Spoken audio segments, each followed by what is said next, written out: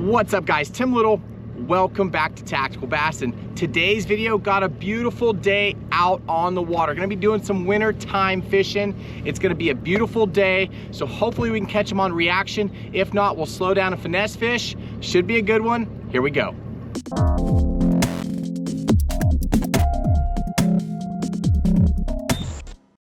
So the last few days, it's gotten down to just about freezing, 33, 34 degrees at night, and it's really set in that wintertime feel. But today we got a low of like 45, and later this afternoon it's supposed to get up into maybe the 60s. So a warmer day than we've had the last couple weeks. But looking forward to really tracking down these fish in their winter patterns. Like I said in the intro, we're gonna be doing some reaction fishing. Start off throwing the speed crank, an A-rig, maybe a swim bait or a spy bait, something like that, depending how the fish are positioning, depending on where the bait fish are in the water column. A lot of the times this time of the year, you know, those fish are pulling out of the backs of the bays where they've had those fish kind of those bait fish pinned up, and now they're kind of coming out, they're pulling out to the deeper stuff where they're gonna spend their winter time. But all depends on where the bait is, where we can find the fish. If we have to, we'll slow down and throw some shaky heads or some drop shots off main lake points, that sort of stuff. But again, wintertime fishing, typically you have a lot more space out on the lake. I see one more trailer in the parking lot. But here we go, guys. Let's go catch some wintertime fish.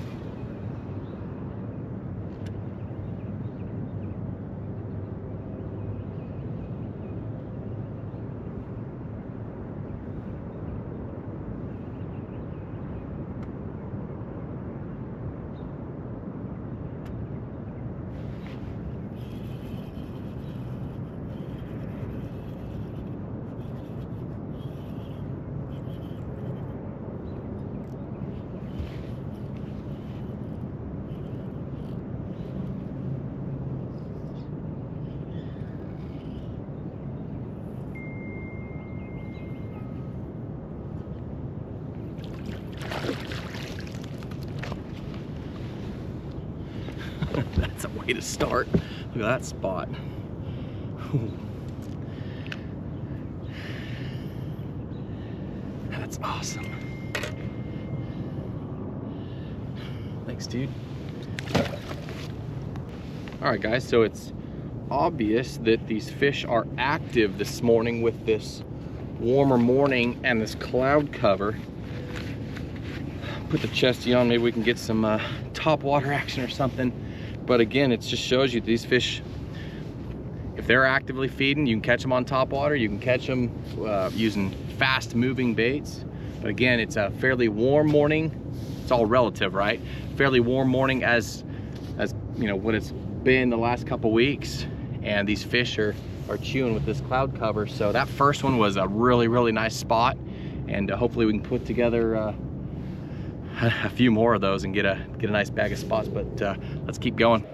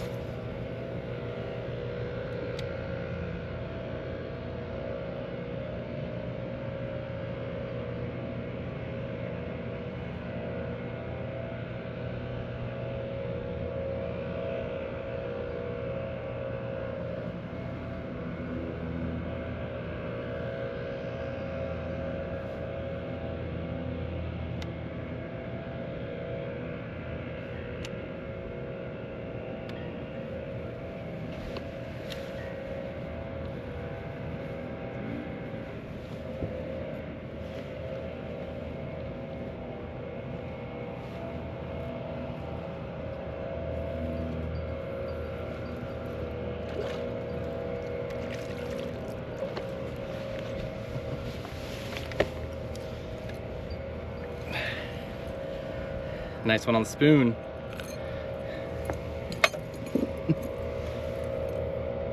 Thanks, dude.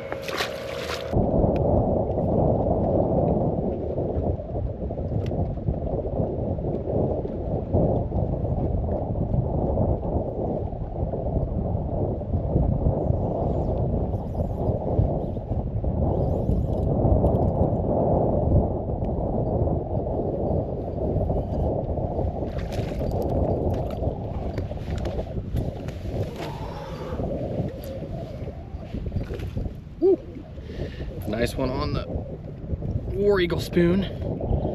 So guys, what we're doing, got really windy. Nice one right there. Got really windy, had to downsize my spoon. All right guys, so what we got, ran around a whole bunch the first few hours, and it was just, after that first really good one, just kind of slowed down. That low light went away. That cloud cover went away, got kind of bright, sunny. That's why I pulled off the sweatshirt and got really warm, and it just shut, for whatever reason, those fish just kind of shut down and glued to bottom. Tried drop shotting them, tried worming them, wasn't successful. Now we got a lot more cloud cover rolling in, and all of a sudden these fish are up off bottom chasing bait. So I went and tried like ditches and guts, just fishing the bottoms, just dragging a jig, a drop shot. None of that stuff worked. They're just shut down. It just happens sometimes. But now that we got that low light, these fish seem to be active, and getting them to chase that flutter spoon. And then I actually lost a couple good ones on it. You know, those spots, they have such small mouths. And then I switched over to this War Eagle and caught a couple nice ones on that too. So see if we can go ahead and fill out our limit and catch some more on the spoons.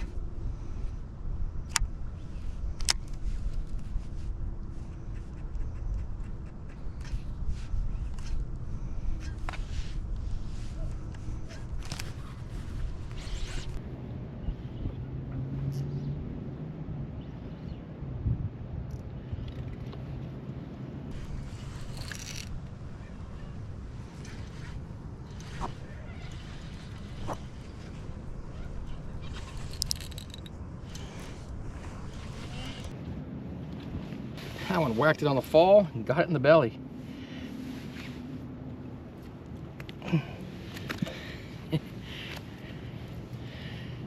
Thanks, dude. Just chasing bait, chasing that little spoon around.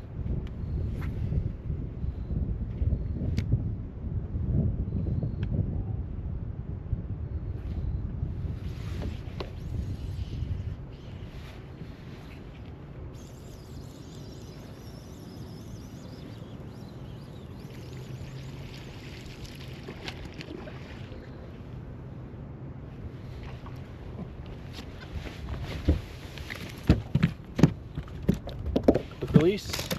Nope. Come on. There you go.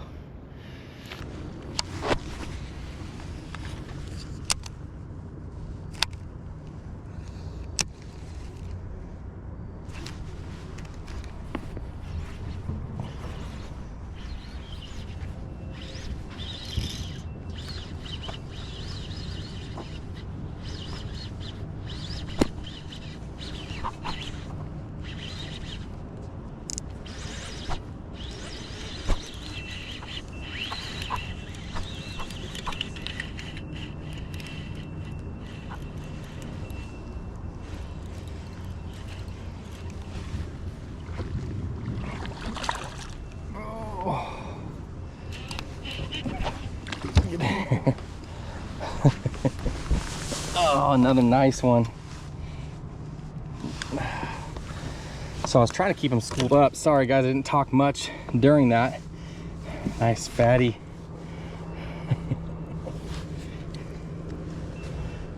Thanks, dude. So these fish are still schooling, right? We talked about it earlier this morning. All these fish in the backs of coves chasing bait. And what we've got here, we're in the very back of a bay. There's two arms, kind of an intersection here, kind of a deeper area, about 30 foot, and the arms go up shallower. And the bait is just kind of out here, cruising around. And every once in a while, you'll see him get all flickery on the surface, or you'll see a blow up, or I'll just be hopping that spoon. Right there, that was I saw the bait get all kind of frantic, and then a swirl threw that spoon in there, let it fall through. In my mind, I'm letting it drop 10 or 15 foot, hopping it. It's doing that dying bait fish deal, and it's a lot of fun. You can see out here, there's a little bit of bait up on the surface. But we're south from home, so it's a little bit warmer still down here. Still got some leaves on the trees, even though we're in December. But ooh, big boil right there. I'm gonna keep going.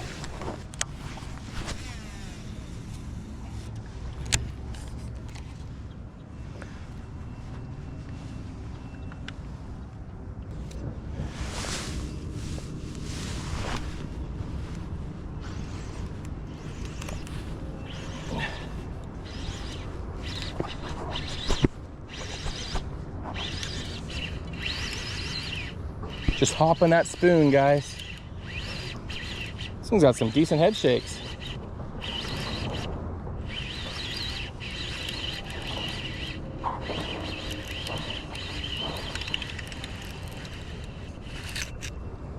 Peel and drag. Oh, big one. Big one. No! Oh, that was like a 5-pound spot.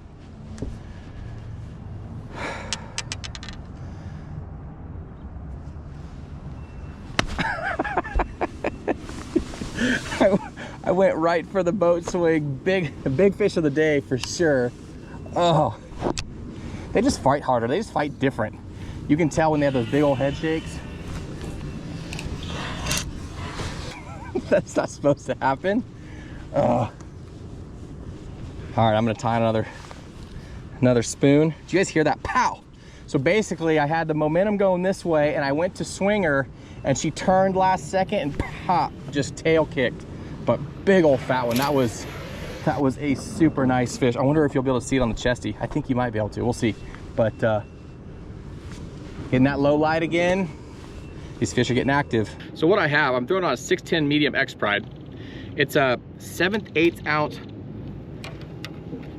War Eagle spoon, but it's smaller. It's compact. Yeah, I was throwing that bigger spoon, that Jackal, and they were missing it. So they're choking this smaller profile spoon. But again, 610 medium, 70 size Corrado, braid to leader. It's only 10-pound fluorocarbon. So again, I'm a dummy. You guys know that I like to boat flip, and thought that I had that one. I thought I had that one coming in the boat. I didn't realize until I launched the boat this morning that I forgot the net at home. So 0 for 2 on that one. But man, that was a nice fish. But we're kind of putting that pattern together. Again, you can see this is kind of the back of the bay. There's an arm here, and right in this like little bowl area, I'm just kind of doing a circle. It's probably 100 yard, 150 yard kind of circle. You can see that bait getting all sporadic, and then they're blowing up. So hopefully I can get redemption on a good one.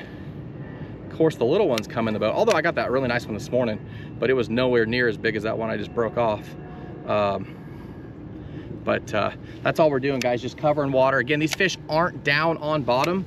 They're not, well, that's not true.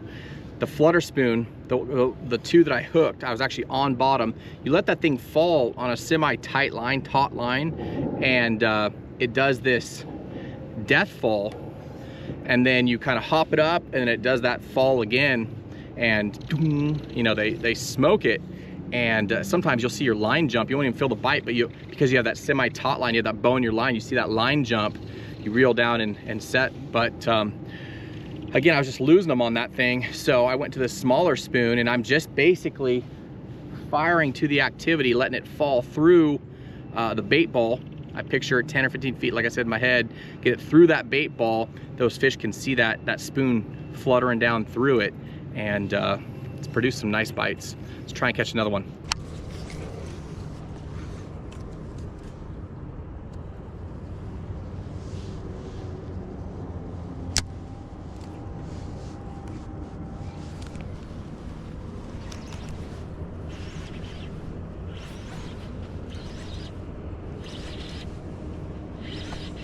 Try not to lose this one. This one doesn't feel as big, but still don't want to lose them. It's a nice one. Try this again. Not as big as the other one, but still a nice spot. No. Hey, calm down. Oh, I can't get my hand around his back. You're fat. Look at that spoon. Oh. Just choked.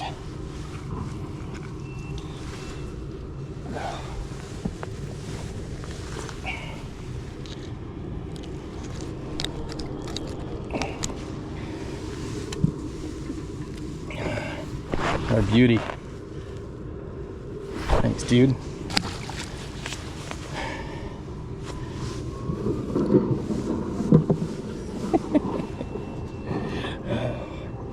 So guys, how you fish this, it's not really like a flutter spoon where you cast it way far out and kind of hop it on the bottom and work it back. I typically fire it out there, decent cast, 30 yards or so,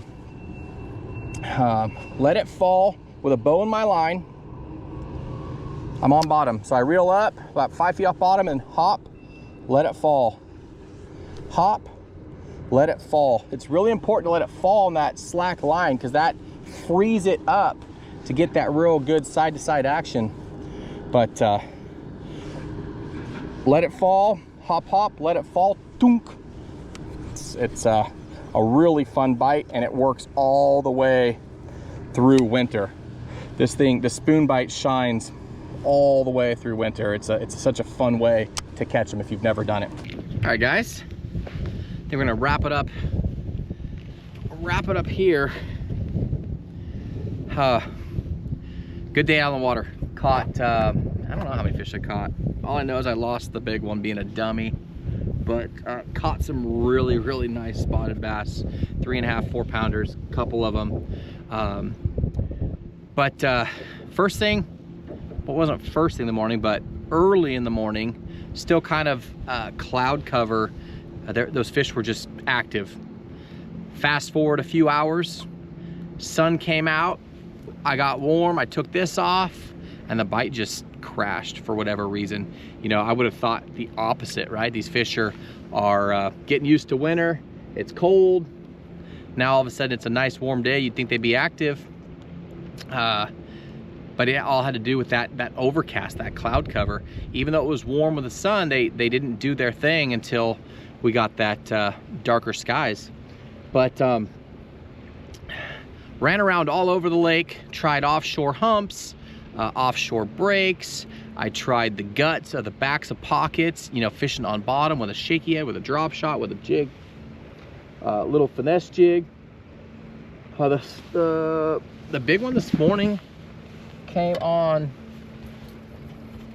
this guy right here, 3/8 ounce guppy, a 1/0 hook with a 4-inch easy shiner. I like that easy shiner. It's a completely different swim than the Swing Impact Fat. That has a real wide kick. That X Zone, real wide kick. You know, that's one of our favorites for the summer. but this has a real tight kind of kick. So as we get into that colder weather, the colder water, I like to have a real tight kick on my swim baits, on my crankbaits. You guys know that follow the channel, you know, we preach that all the time. But had a big one this morning, ate that guy. No underspin at all, no flash. We got, I don't know, 10 or 15 foot of visibility, got really clear water, so I didn't actually add that extra flash. And then what else? Hooked a few, caught one or two, can't remember. On this guy right there, that's that new spoon from Jackal. I like these hooks. They're sticky sharp, and that spoon just has a real unique action. It likes to glide backwards. So if you're a guy fishing marinas or around docks, you can throw it up right up to the face of that dock and let that thing work backwards. Like I said, caught a few bites, had a few bites on that, caught one or two fish on that. But the rest was this guy right here. That little 7/8 ounce War Eagle spoon.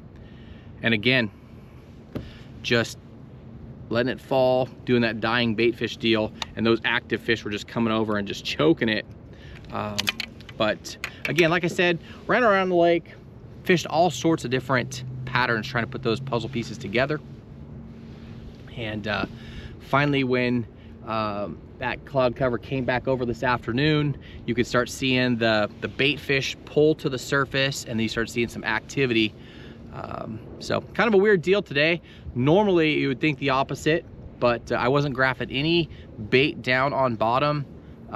Everything was kind of up in the water column, and then once those clouds showed up, then those fish pulled up and just started feeding. So it was a lot of fun. If you guys haven't thrown a spoon or heavy metal in the wintertime, you guys should definitely do it.